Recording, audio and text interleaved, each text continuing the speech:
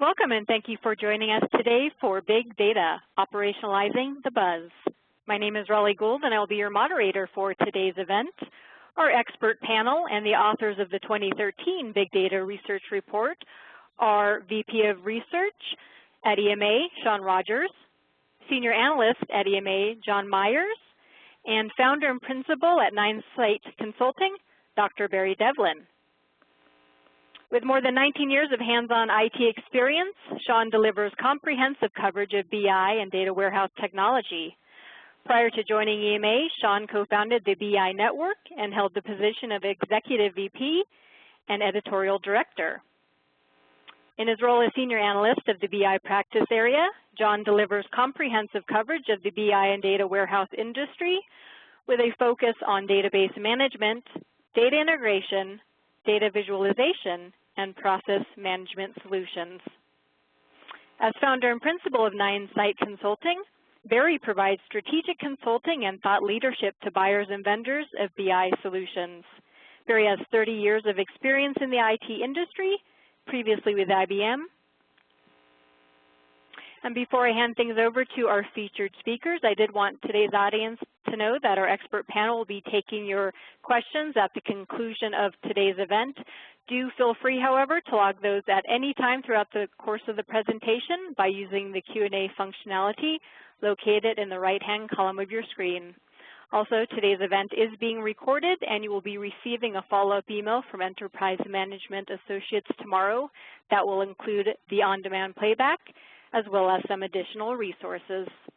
And now I'd like to go ahead and turn things over to our first featured speaker, Shawn Rogers. Shawn? Raleigh, thanks a lot. It's a pleasure to be here today, and also I think very much a pleasure to be surrounded by such a great group of sponsors. Obviously, big data is a very hot topic in our industry right now, and we were very fortunate to get just excellent support from the vendor community, from some of the biggest leaders in the big data space throughout our industry. And of course, as you look at these fine companies, you'll notice that all of them represent different aspects of the big data ecosystem, different value propositions, and I think once again it's just testament to the fact that big data is a very interesting topic. It's one that the vendor community is focused very much on, and we just want to express our appreciation for their support for making the research that we get to do at EMA available to the public. So, and as most of you know, by participating in today's event, you're going to get even more information than we're sharing here in the slides, so that's a positive for being here today. So thank you for attending, and once again, thanks to our research sponsors. Just a little overview of the agenda today. The three of us are going to kind of take turns as we go through some of these topics and cover some of the highlights and some of the project information, some of what our respondents had to say directly about what they were doing and how they're challenged or what opportunities they see from their big data endeavors. And in doing so, we'll also take a good look at big data requirements, and we'll touch on the hybrid data ecosystem towards the end. Most importantly, we want to answer as many questions as we can from all of you. If you have questions, please start to send them in through the webcast interface here. We'll start to look at those questions as quickly as they come in, and we'll make sure that the right speaker gets an opportunity to address that information for you. So, so that's what the next 60 minutes looks like, but just definitely wanted to stress that we're going to have a little bit of time to talk at the end. I want to touch just up front so that you understand a little bit more about our research. The survey for the research was designed by EMA without input from vendors. We showed it to the vendor community after we had designed the research and got opinions at that point. But when we design one of these particular documents, we do so based on our experience and expertise in the industry. So it's a very neutral-based survey that we use to reach out to folks. And I want to make a good point up front that this isn't a Hadoop piece of research. I think the press has done somewhat of a disservice over the last couple of years tying Hadoop so incredibly closely to the term big data. And we believe that big data happens throughout your data management ecosystem, that there are more platforms than simply Hadoop that can certainly handle and excel at the workloads that we need them to for and around big data workloads. And we wanted to explore the entire ecosystem. So that acts very much as a foundation to what we've done. We go after a highly qualified panel of respondents, and we pre-qualify the respondents in advance through systems that we have here at EMA, and then of course we'll use qualifying questions in our research to make sure that we're talking to the right people as well. We do our very best to exclude responses from the vendor community, and we only try to focus on end-user respondents to give us the insights that we need. This year we talked to 259 professionals around the world.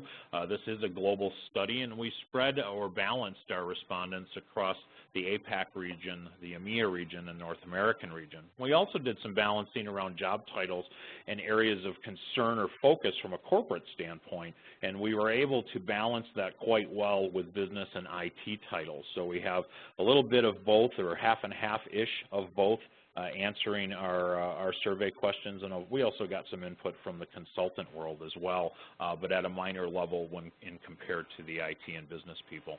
I think one of the most exciting things about this year's research is as we have found big data getting greater traction and maturing in better directions than perhaps a year or two ago, we were able to speak to or investigate or examine nearly 600 active big data projects. And when we looked at those projects, we were able to investigate who the sponsors were, what kind of workloads they were doing, what project stage they were at, and how far along, and so on. So identifying these projects was something that was very exciting for us this year in this version of the research. Some of you online probably know that this is the second version of this big data research that we've done, and we were also able to capture quite a bit of trend analysis as well, and we'll probably share a little bit of that with you today.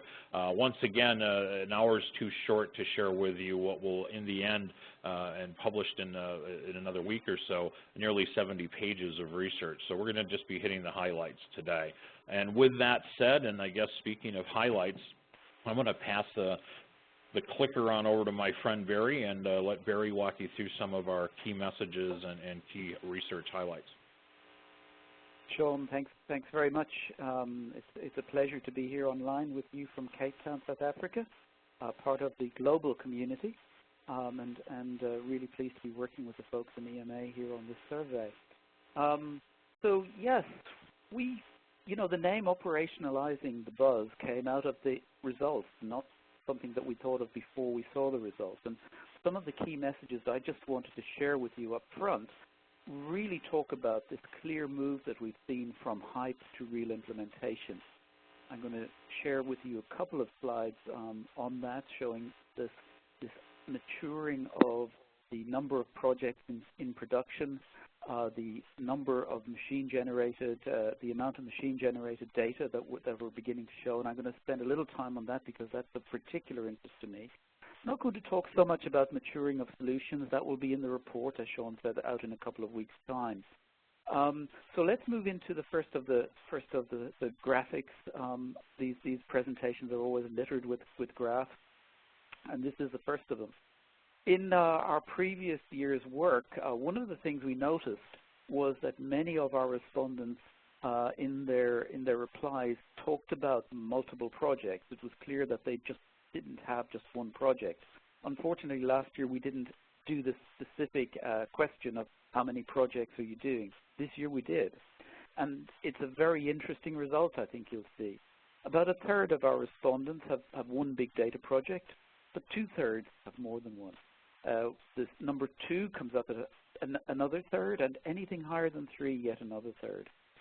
It seems to me that this year, next year going forward, we're probably going to have to count higher than 5, because that approximately 16% of 5 or more is an interesting, would be very interesting to see how it breaks down and to see if there are some really outliers there in the number of projects that people are doing. But you can see here that, this is not just a single project seen for most of our respondents. They're doing their projects, as we found, multiple projects in multiple areas across their particular organization. Our first question typically is trying to figure out at what stage of their project is their project in.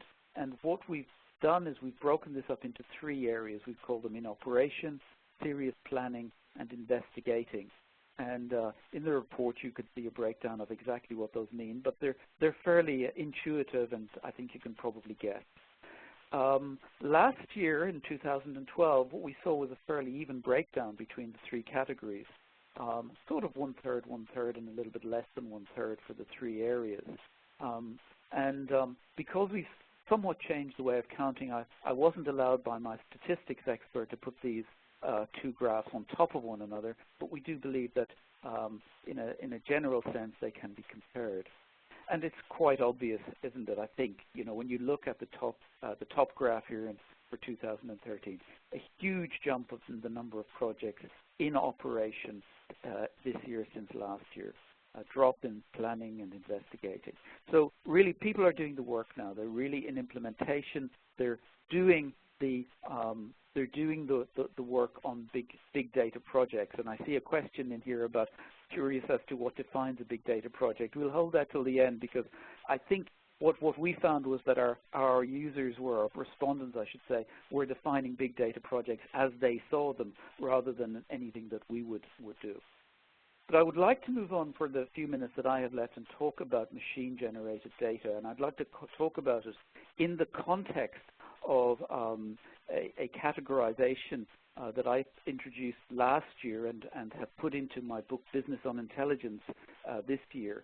And I'm showing you here what I call a logical architecture for big data, not only for big data, but for all data and for all of the emerging changes in business intelligence. I've used the acronym REAL, as in realistic, extensible, actionable, and labile, and I was told that labile is not understood by everybody, so it means easily altered or liable to change, and I think that's a very important characteristic of this, because I don't think we can set it in stone at this stage. It's going to change. The blue part in the middle of this diagram talks about three different types of data or information, and we introduced those in the 2012 report: machine-generated data, process-mediated data, and human-sourced information. And I think you can probably see what the two outside ones mean easily enough. Process-mediated data is our name, or my name, for the stuff that we've done all over the years for 10, 15, 20, 30 years in IT, dealing with data that we have used to run our businesses, to manage our businesses, and that is basically the result of legally binding transactions that we gather and use. All of this information comes from messages and events and measures. Some of it goes into machine-generated. Clearly, this is coming from the machines. Some of it is the social media stuff and the stuff that comes from the call centers and all the audio and video, et cetera, that's out in the world. And one thing that I do want to make clear as I speak here very quickly to this is that I really do want to stop using this word metadata. Really, metadata does not say what we mean, and it's going to become much more important as we go into the big data world. So I've invented this new term, which I'd like to at least promote to you, suggesting that we start talking about context-setting information, because that's what it means. Now, we were able in last year and in this year to define some questions that asked people where they were getting their data, what sort of data were they processing in their big data projects, and we were able to then break them into these three categories. And the numbers, I think, are very interesting. In fact, I think this is probably the most technically interesting finding of the survey this year. If I just point you to the top line, machine-generated data has jumped by 14%. What does that mean? Well, I think what that means is that the idea that we have started the big data world with human-sourced or social media information. You'll see that last year that was about 45% of the data sources that we were dealing with. That's dropped back quite a bit to 32%. But what has really jumped has been, if you like, the machine-generated data, from 23, 24 to about 38%. Process-mediated data, as I said, the old stuff that we've known for ages, that stayed pretty stable. But the shift has been from human-sourced to machine-generated. And I think what that's saying is that the Internet of Things, in whatever that means, the Internet of Things is really taking off faster than perhaps we've even realized. I think it will be interesting next year to see how that moves.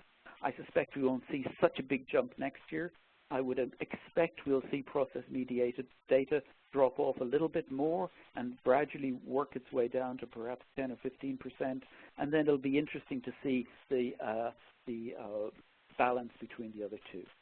But that's it from me, folks. I'd like to hand back to Shawn to take away the more detailed information.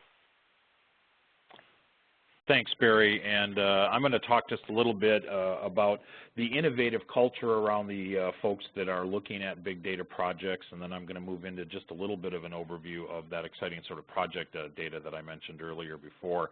One of the things that we wanted to figure out a little bit this year was exactly what type of companies, not just by size or number of employees or revenue, but also by corporate culture on who was being innovative and who was looking at big data as an opportunity. And as you can clearly see, the largest group of folks that are participating in big data projects, almost 30% of them characterize themselves as early majority. You know, these are the individuals that tend to hop on a new technology a little faster than the average. But it is kind of interesting if you take the top three categories, the true innovators, the early adopters, and the early majority, as I just pointed out, you end up with about 65% of our respondents characterizing themselves as rather fast movers. So it doesn't surprise us a whole lot to find that the culture of innovation that's addressing big data projects is coming from folks who would characterize themselves within these categories. So these are definitely individual companies or decision makers that would characterize themselves as risk takers. Also embedded in this group are individuals that are looking for ways to differentiate or get ahead of the competition. And in our research last year and this year as well, we were able to identify some of the industries that are doing that. And some of them wouldn't be too surprising. Financial services tends to be one that's willing to take risk and willing to spend a lot of money to get certain performance initiatives underway that will differentiate them or get them competitive advantage either against a market or their competitors in general.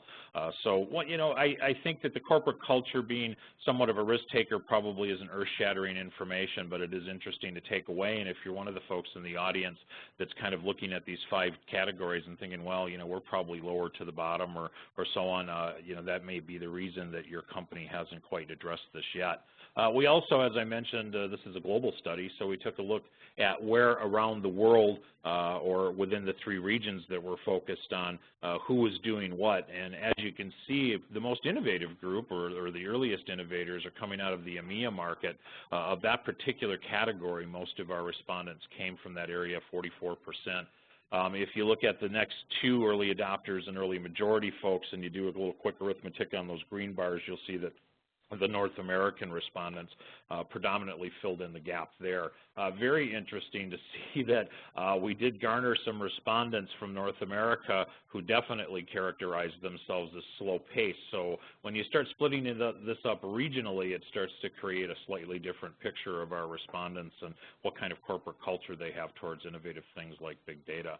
So I want to talk just a little bit about these, to be specific, 597 projects that we got a chance to talk about, but being that I have a little marketing in my background, I'm gonna round up to 600 for point of our conversation today. And we wanted to share with you who's sponsoring, who's behind these projects within the enterprise. And you know, the IT department, data center folks, and all of that, that's not much of a, that didn't surprise us too much. Obviously, some of these new big data solutions fit right well in there, and IT, of course, being the technology leader within the company, is looking at these things earlier. It was very interesting for us to see how far along the financial department, marketing, and sales have come, and even amongst our top 5, the corporate executives are sponsoring these projects. So if you're out there in the audience today and you haven't been able to get a big data project underway, these might be some of the doors you need to go knocking on to see if you can't get something started. And if you're already in one of these groups within a company, these are the groups that are adopting this technology the fastest.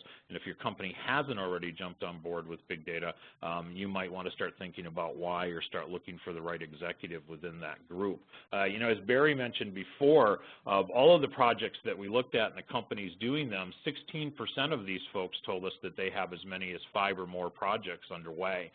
For those of you who are wondering what the big workloads are or what are people actually doing out there, we have a fairly extensive list as part of this research, but the top 3 that we saw were around fraud and risk analysis, CRM, staffing, HR asset management, and so on. So, and some of these big buzzworthy terms like social media, behavioral monitoring, and things of that nature actually were farther down on our list, and the research actually looked at, I think, as many as 15 of these. Where we see expected growth is going to come from the executive ranks as they become more knowledgeable of what they want to do and how they want to do it. And we think that eventually these other departments are going to catch up and probably overtake information technology professionals as the sponsors of this type of project within the enterprise. So kind of an interesting way. And once again, this is very much a very credible information because it's based on nearly 600 active projects. And Barry talked about the 3 ways that we look at their stage of progress. And so all of these projects are spread out amongst those 3 categories.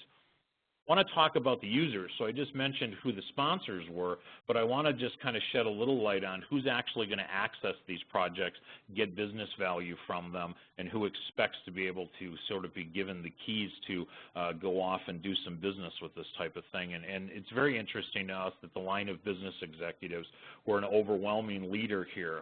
They have or are creating some interesting feature demands that the vendor community is addressing. These line of business users are struggling right now with some of the skill gap issues that are around some of the big data platforms and the complexity of some of these big data projects.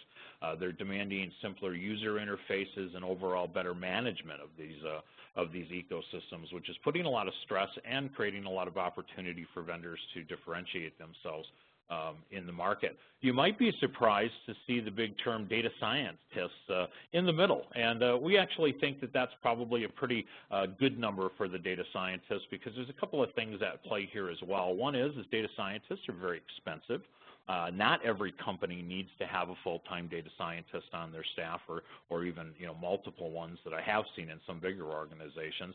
And frankly, there's not a lot of people that are available that fit this particular job description right now. So I'm sure a lot of you who are data professionals that are listening in today have thought about, hey, how can I get data scientists on my business card? And if you can, it's a good direction to go. But we see the data scientist as a very specialized person using big data frameworks and big data ecosystems to do work within the enterprise. We think that they're very interesting and important, but we didn't expect to see them at the top of the list, and I don't think you will anytime soon. The next 2 above data scientists fall into that group of what I would refer to as insight enablers. These are people who have a close tie to data within the organization. They have a set of tools in front of them that allows them to access this information, and they're putting this information in front of the sponsors and the users that are expected to utilize the systems and the programs.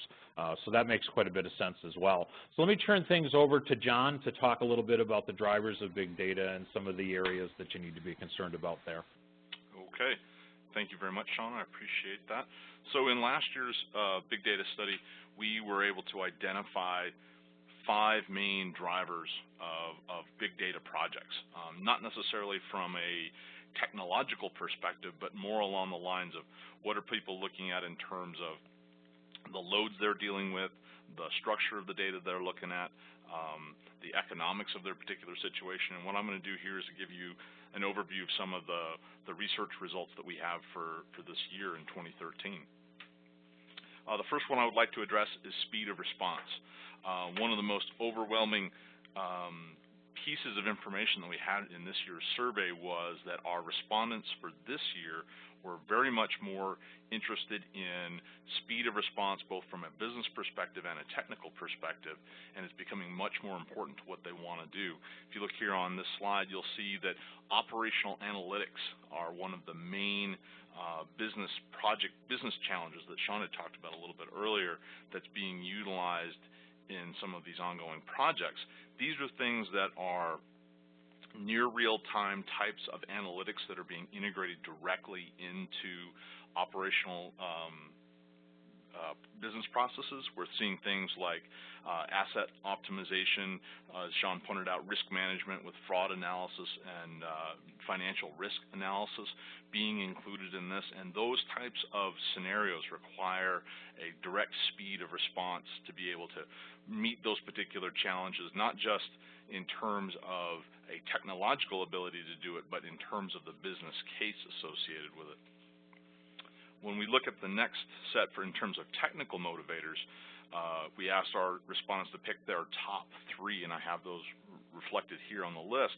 When we take out scaling issues, which came down dramatically from last year to this year, we start to take a look at what are some of the core technical issues for that. And again, our top 2 answers are both about being able to faster analytical and operational processing of multi-structured data sets or react faster to real-time streaming information. So again, the respondents for 2013 are very focused on their ability to take the information that they have in their organizations, do some amount of analytical and operational processing on it, and help that get into their operational processes. In terms of data load, last year we did a very good job of trying to describe exactly how big is the big in big data. We were able to identify that it's beyond the ability of most shadow IT departments to manage, but it's not necessarily up into the petabyte ranges that we oftentimes hear with some of the poster children for big data implementations.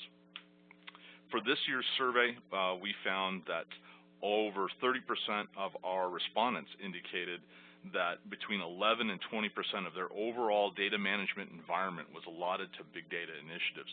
And when we put this through an analysis, we find that the most common response, if you will, for a kind of a straw man business big data initiative would have anywhere between 5.5 to 100 terabytes worth of information being managed at one particular point in time. If you take kind of the super majority instance, we actually go from a low end of about 1.1 terabytes all the way up into that petabyte range. We had a significant number of respondents in this year's survey that indicated that they were doing some of those very, very large environments. But if you look at our most common response, you can see that, again, we're still talking about sizes that require you to have a professional data management environment, but not to the level of you have to have petabytes upon petabytes of disk storage available to you. Projecting into the future for 2014, 31% of our respondents indicated they were seeing between that teens growth, between 11 and 20% growth. So that means that probably for next year we're going to start to see folks having kind of the average big data environment looking at it between 6 and 120 terabytes worth of disk space. So if you have an environment or you're looking to get one, this kind of gives you an idea of what kind of the straw man average is. But it's very, very telling to see what this information takes a look at. All right. Next up is the economics. We like to talk a lot about how you can do anything you want. It just depends on how much money you want to spend on it. A lot of big data initiatives, a lot of big data technologies have been born from the concept that not every organization has all of the resources that you might find in a government agency or in terms of financial services organizations. Shawn had mentioned them a little bit earlier. In financial services, it's very easy to identify a dollar value for each of your events, and then at that point you can very quickly build out a business case. But a lot of organizations have difficulty assigning that direct dollar value either in terms of revenue or cost to each of the events in their environment. So what I'm going to do here is give you a little bit of a sense of what that straw man big data budget takes a look at. So when we take a look at it, we found 40% of our respondents said that between 11 and 20% of their overall IT budget was being assigned to big data. So if you take a look at that, and again, looking at that most common response, that goes from just a little over $500,000 a year to about a $5 million project, or budget for your implementations. So this gives you a sense of where you're at in terms of economics. If you take a look at who's paying, Shawn pointed out that there are many sponsors that aren't just the IT teams or the IT groups. We're seeing a lot in terms of finance, sales, marketing, the CEO being involved in the sponsors of these particular projects. We found that almost half of our respondents were saying that part of their budgets were coming from sources other than the CIO. And if you take a look at that and you look at, again, you're looking at about $100,000 to $1.25 million of individual line of business department contributions into these big data budgets, so that it's not just IT being able to say, this is what we have, this is how we're going to take a look at it. But you're starting to see those line of business organizations step up with funding to make these things happen. In terms of complex workloads, we found that big data platforms have multiple uses, and the projects have multiple uses.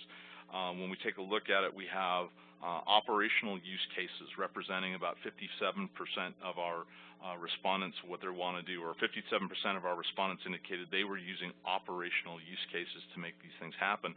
52% indicated that they had analytical use cases, and again, you see that overlap between those two, and that shows you where we start to see those operational analytical environments where we're saying it's not just a backward-looking analysis, but it's something that we have to do in a near real-time environment so that we can push it into our operational processes. You know, great examples are cross-sell, upsell for marketing.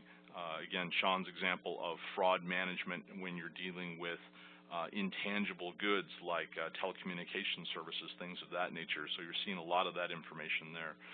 We also found that 28% of our respondents were using big data environments for exploratory reasons. So they're putting their information together and they're starting to take a look at it. Shawn talked a little bit about some of the industries that are really driving this. If you look at the first four categories on this particular chart, you can see that organizations like utilities and infrastructure, places where we're talking about smart grid, we're talking about, again, about those types of fraud management and telecommunications, are very important in terms of what they're trying to do in terms of increasing their workload. Surprisingly, industrial types of organizations are also jumping up there so that they can start to include the concept that Barry was talking about, machine-to-machine related data, into what they're doing, from monitoring their manufacturing processes and being able to push that information almost directly back into what they're doing. We find a lot of this in terms of sensor management for chip design or electronics manufacturing. So there's a lot of different areas where this can come together. Next up is in terms of structure. Shawn talked about, you know, one of the misnomers of big data was that some people have attached it directly to the wonderful world of Hadoop. I think one of the good things that has come out about big data is that we've actually been able to say that there was an old era of more relational, structured types of data sets, and we now have a new era that takes those relational and structured data sets and combines them with multi-structured information.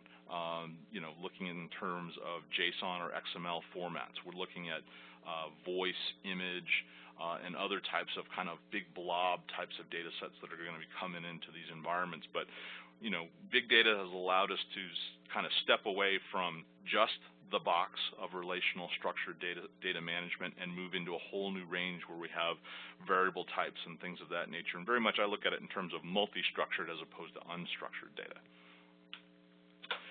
One of the things that we talk about is, you know, we've identified what a lot of these structures are, but now we have to identify how are people moving them around to the various platforms that they have. And I like to liken this back to the days, in the upper left-hand corner there is the old Ceruvian wall that went around Rome back in the 4th century BC. It was designed to keep invaders out, like Hannibal, and to keep the Romans safe on the inside. This is a lot like the traditional data integration techniques where we used a technique called schema on write, where we tried to make sure that everything got modeled up front, and then we only allowed the purest of the pure data into our environments. And this type of thing generally was good when we had limited disk space, we had the constraints that we had on our traditional operational or analytical environments, but now we have a much greater universe of things to take a look at. If you look at the picture in the lower right-hand corner, you look at how much greater Rome is today than it was back in the 4th century BC, and how much greater it is to look at where that wall is in relation to other concepts that we have available to us. When we start to apply schemas, we have people talking about applying schemas while they're doing processing. So we call that schema on read. A lot of people call that late binding schemas, where you would take the information that you have and try to make use of it or make sense of it as you're doing your processing. The slide that I have up here shows that all the different types of data sources that we have, not just relational, but video, audio, handwritten, social media, things of that nature, is all available to us. If we use that traditional technique of putting the wall up in front of it to say, before we could bring it into our environment and to do the analysis that we have on the right-hand side, we would need to do lots of different things in terms of slowing down our acquisition of the data, trying to make decisions about the data before we actually bring it into the environment, et cetera. Where I think we really should be going is rather to build that wall on the other side before our analytics, to do those types of late binding schemas where we're not trying to say, sorry, this data can't come into our environment, but more along the lines of saying, bring it all in, and then we'll start doing that on the back side. When we took a look at our respondents in a survey, we found that the top two answers when we asked people when they were applying schemas to their information, 30% are using this type of late binding schema where they're bringing information into their environment and then assessing it right before they do the analysis. This allows you to lower the amount of data that you're actually trying to do this in, because we've talked a lot about the size of data that we're looking at, but now when you do that late binding schema, you can say, this is the data I want to look at, and now I'm going to apply a form or a shape to it. We also found about 32% of our respondents are using kind of a multi-step approach that said that they were using both schema on write and schema on read types of approaches. And this kind of gives you an idea that, when we want to move that wall, instead of saying data has to be pure before it comes in, we can now say, hey, what are the world of data that we can use for our analytics or our processing on the way out? So this gives you an idea of what are some of the 5 core requirements or drivers of big data. We have economics, overall load, the structure we have, the workload we're trying to deal with it, and then the speed of response that folks are looking for. So at this point, I've kind of defined out what the core of something we call the hybrid data ecosystem is, and I'm going to hand it over to Shawn Rogers, and he's going to talk about both the HDE and some of the updates that we have for it for 2013. Thanks, John. And as John just mentioned, he just kind of covered the center of the diagram that I just put in front of you. And this is the hybrid data ecosystem as defined by John and myself here at EMA. And we use this as a tool to help people understand data management landscapes in general, but specifically for today's conversation, platforms that can and do support big data workloads. And as you look around the nucleus here of this diagram, you'll see a lot of platforms that you're probably used to seeing, and some that maybe you have in your ecosystem. When we talk to customers about their big data projects and what moves them in this direction to use a more diversified approach to how they're handling their data, we see that there's a couple of different drivers that are consistent amongst all of them. And one of them is more sophisticated end users, a maturing, if you will, of the end users demanding better and harder to get at information and analytics. Also, money kind of comes into play, or the economic side of this. As much as it does when you're making a list of the requirements, it also has to do with the platforms themselves. And there are platforms in our ecosystems today that have had some rather compelling economic stories around them. I think this is especially true when we talk about Hadoop and some of the other non-SQL platforms that come from the open source world. Although we do caution end users, there is no such thing as a free lunch. John has a joke that I know he uses occasionally where he'll tell people that Hadoop is free like a puppy. It may not have a price tag to get the dog, but everything that comes after that does. So nothing is free here, but economics plays a big role, and it's one of the drivers causing people to sort of step away from having a single platform for use and looking at multiple platforms. The other drivers are the technologies themselves. There's been some really great innovative things happening in our world over the last couple of years that have caused brand new technologies to emerge, and we've increased the scalability, the speed, and the effectiveness of existing technologies. And then, of course, not to be ignored is the data. But when we talk about big data in general, we try not to focus so much on some of the easier or data specific definitions. It really gets down to what the opportunity at hand is. But in the end, data does play a role here, and I think there's two areas of data that are interesting for big data, especially around the hybrid data ecosystem, is that there's a mashing of data, structured and unstructured, or to John's term, multi-structured information. There, of course, is also this sort of need or want to use what I guess I would characterize as newer data sources, like social information and machine data that we couldn't get our hands on in the past. And then I think the last bit of data that's pretty compelling that we see as useful, especially in big data projects, is all of that information that we've had in our enterprise ecosystems that, due to technology and cost and time, it was impractical to address those data sources, but we've always kind of secretly wanted them to be part of our knowledge world or our analytics world, and then that's starting to change as well. So at the core of this shift, or the strategy behind a hybrid data ecosystem, is to align your data, the proper data with the proper platform to get the proper job or workload done, where performance is at its highest and economics are at their most effective. And that is sort of the premise that a lot of companies and end users are using as they move towards these more diverse architectures. And we've proven that through our research, and the chart here kind of simply shows the question to our respondents: well, how many of these platforms do you have? And I think that you'll quickly notice that nearly 60% of them have between 2 and 3 platforms already in their ecosystem that you're using, and an additional 10% of the folks a little farther up and to the left are dealing with between 4 and 6 platforms to get the work done. So we've clearly moved into a hybrid data management landscape or ecosystem over the last couple of years, and I think that this is quite beneficial. But when we look at getting the work done faster, cheaper, or for better performance, I think that that's great, but at the same time, as John mentioned, we've added a few pieces to our hybrid system recently to take into, take into thought some of the things that you need to be thinking of if you're building one of these arenas or one of these ecosystems.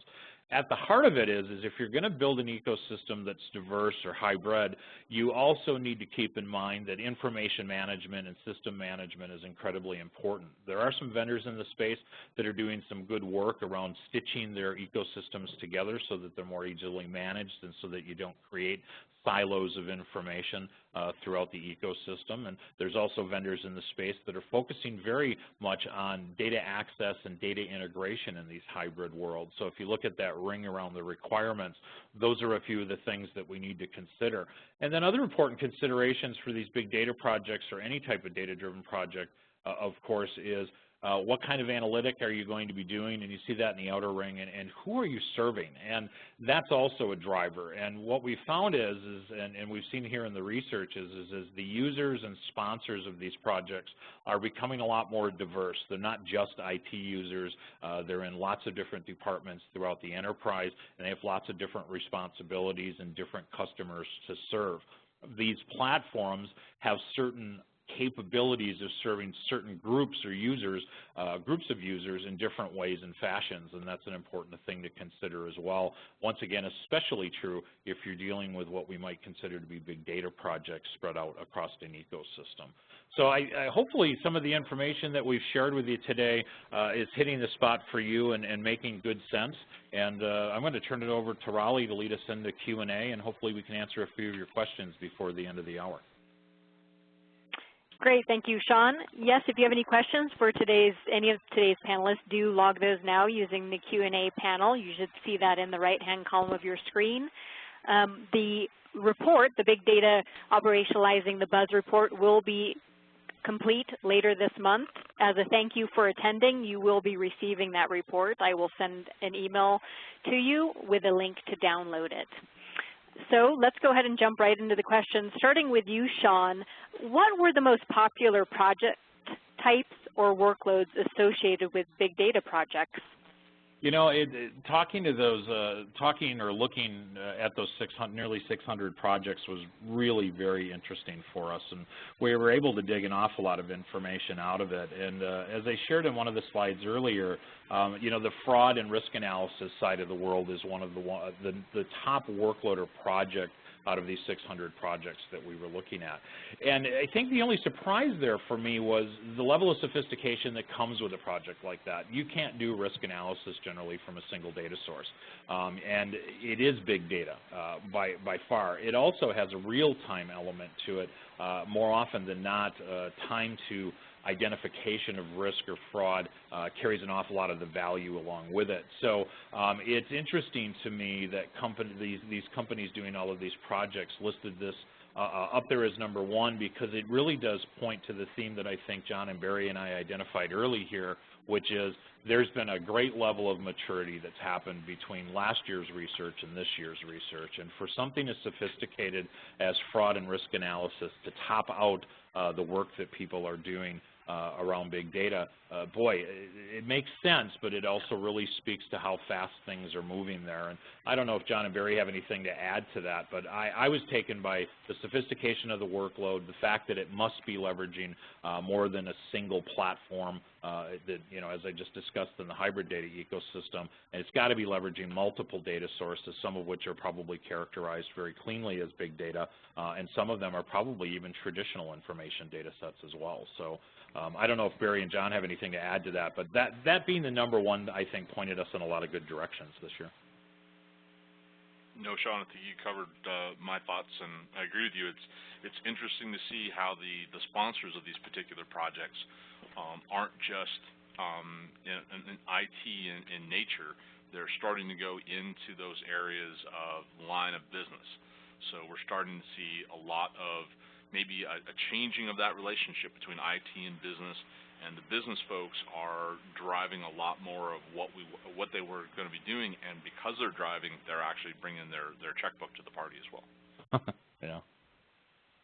And if I could add something there, what I see going on here is really that it's a combination of, you know, these modern new where the hype is big data sources with the old stuff, and it comes back to the question that was asked earlier about, well, what is big data and how is it defined? And in a way, what we saw from our respondents was that they were combining data from different platforms and different types of data, both old and new, as we call it, process-mediated and machine-generated, and the human source, into applications and into solutions that address very complex issues. For example, as Shawn has mentioned, fraud analysis and operational analytics around fraud.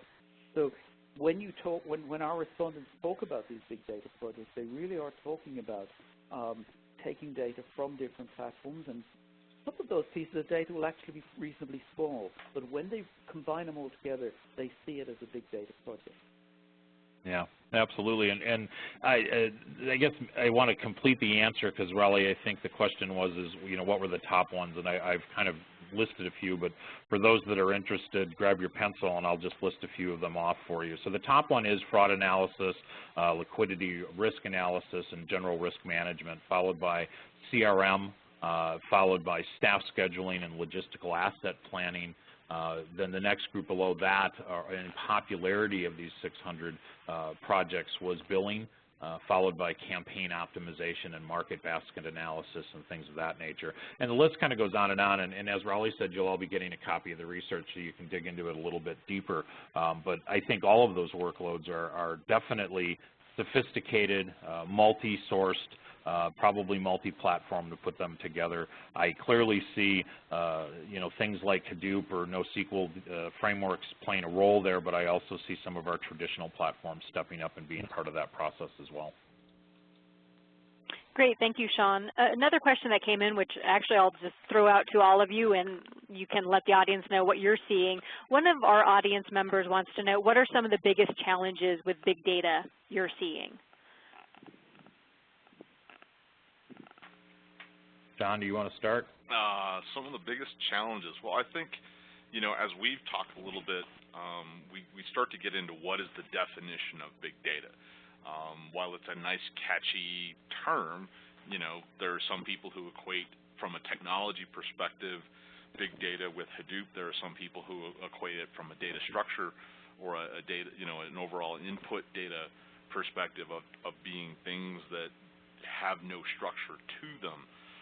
So I think that a lot of organizations are having difficulty wrapping their arms around how are they defining it and how are they putting it together. When we start to see people look at the challenges that they have, a lot of times we see people being concerned about obstacles relating to skills development. A lot of times they don't have the skills, they can't get what they need to do. So I would say that the biggest obstacle I've seen so far in the research gets to that skills development concept. And as Shawn pointed out earlier, when we look at data scientists who are end users, that's a fairly expensive resource, and we're actually seeing folks that responded to our survey saying that they're going through not just augmenting their staff with kind of the data scientists, but they're growing their own data scientists and trying to take their business analysts and their IT analyst users and turning them into a little bit more of that super user or that more proficient senior analyst than they might, instead of just going out to get it. But Shawn, Barry, I'll let you kind of come up next.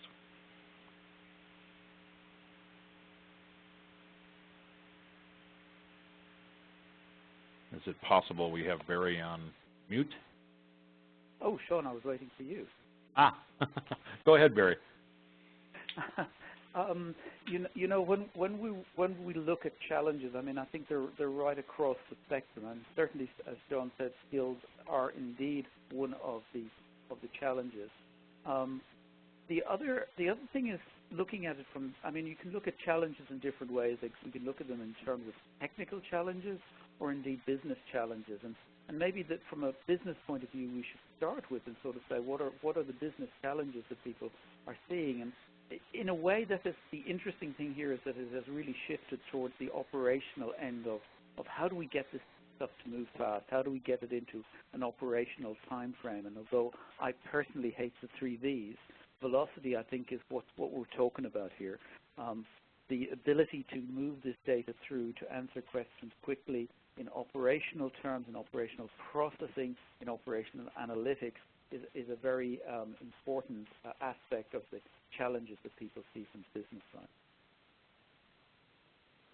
Yeah, I agree, and I'm also seeing, Barry, a trend amongst some of the solution providers in the space that they've recognized that there's some of these challenges, and I have to say that I've been hearing more about helping end user companies understand and how to put this type of technology to work than I have in other areas. You know, we see innovation in the BI and analytics space on a pretty regular basis. I don't always see the vendor community or solutions community step up and say, let us teach you how to get there. And there seems to be an awful lot more of that, not just around the, including the skill set gap, but also in understanding how to move things forward and how to manage these projects.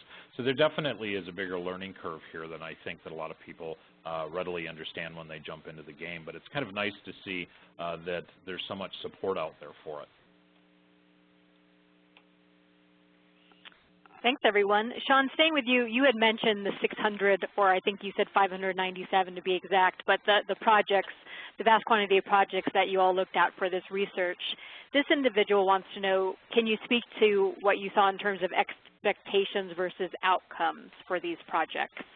You know, I saw David's question, and it's a good one. And, you know, I think we do ask questions in the research that talk to what their expectations were and what their needs were. And we looked at it, as Barry was mentioning, kind of both from a technical and business standpoint. I don't have slides to share on that today, but it is information that we can share offline. And I know the gentleman asking the question, so I'll be sure and get him an answer once we're done with today's call. Excellent. Thank you. John, jumping over to you, in your opinion, is there more room to mature in the big data space? Oh, I would definitely say that there's more space to mature.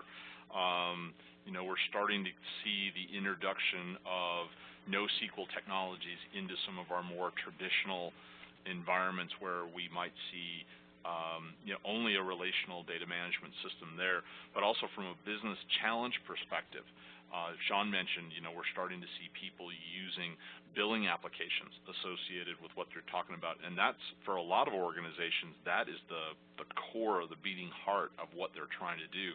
I come from a telecommunications background, and I can tell you that when you start talking about integrating information from machine-to-machine environments into traditional types of billing and CRM environments, you're starting to see people making that integration of not just it's special data over there or it just belongs to the network guys. You start to bring it into those operational and billing support systems, and you're really starting to see what things can happen with that. As we move forward on the Internet of Things, we'll start to see more business models, and we'll start to see more integration of those data sets into those traditional billing and support concepts. Thank you, John. Now let's jump over to you, Barry.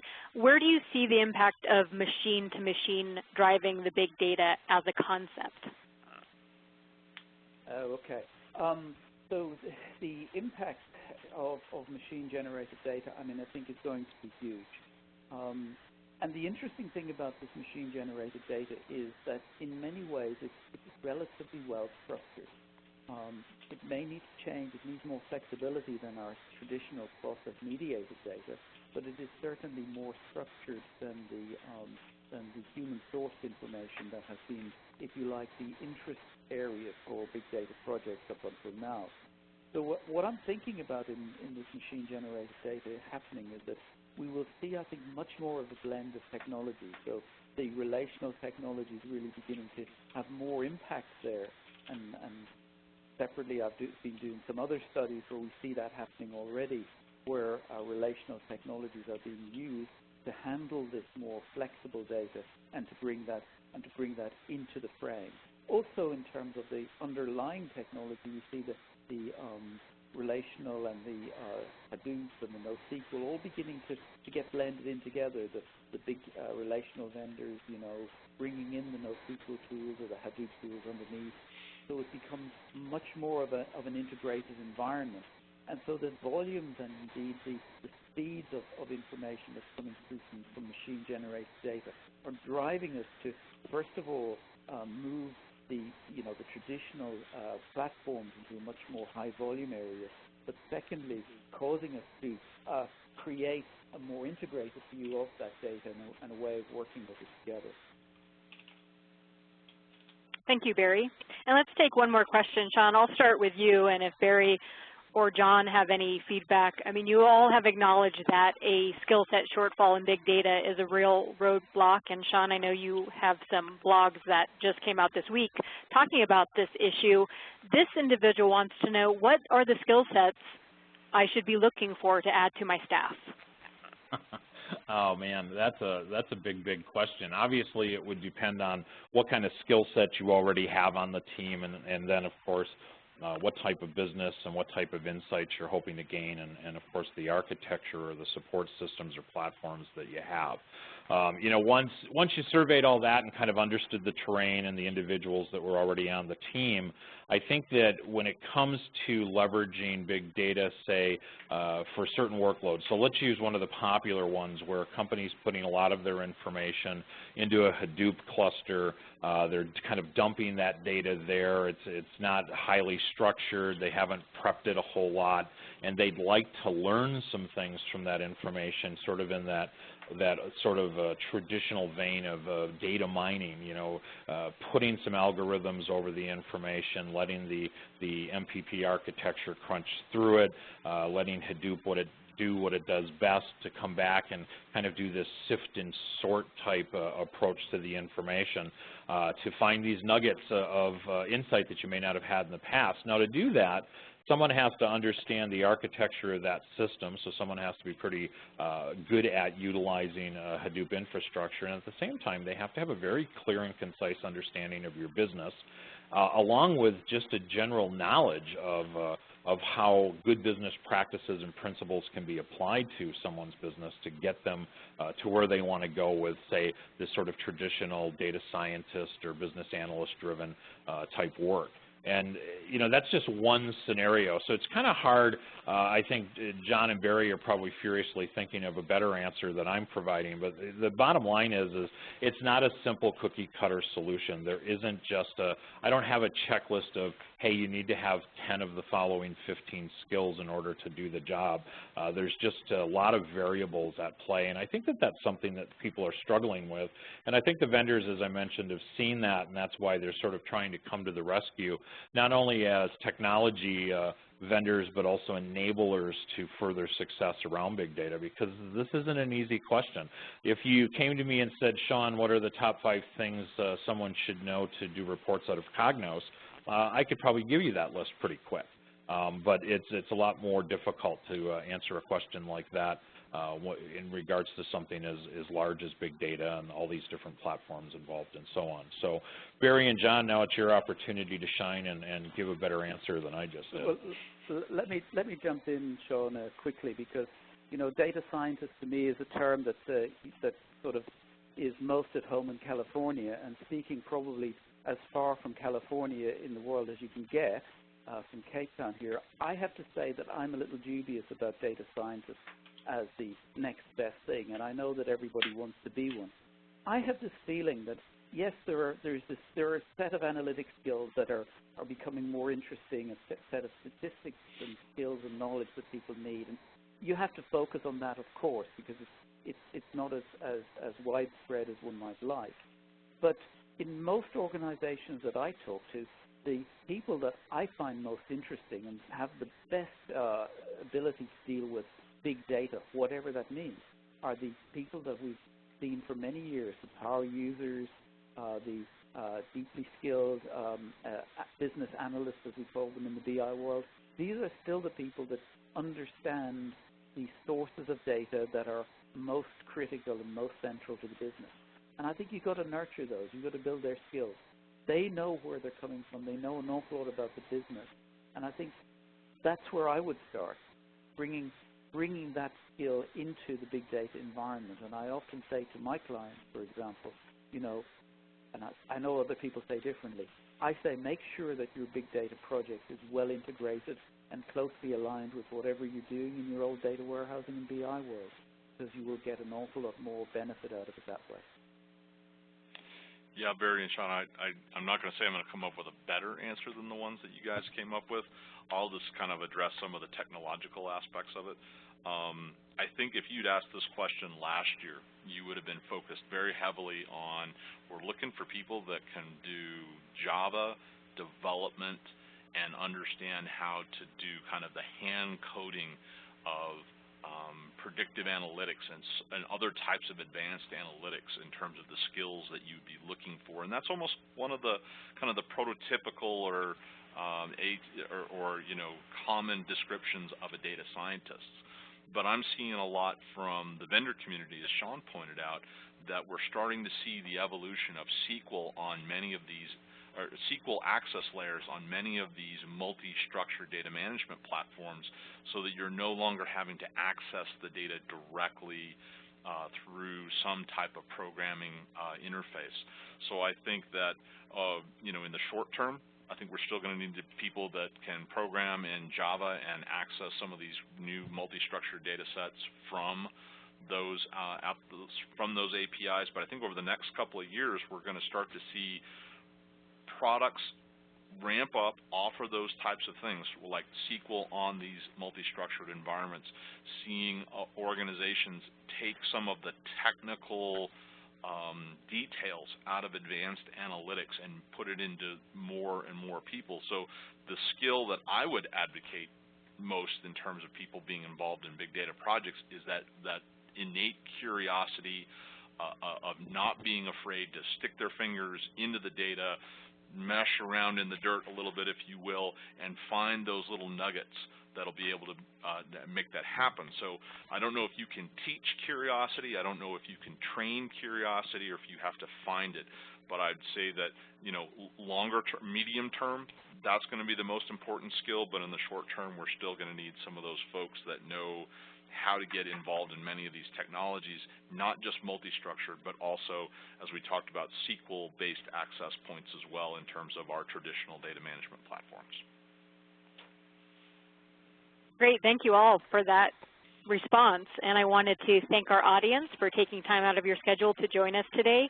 Please be on the lookout for an email from EMA tomorrow. It will include your on-demand playback, and as I mentioned before, you will be receiving the 2013 Big Data Report. I will send that to you when it is available. Thanks again for joining us, and enjoy the rest of your day.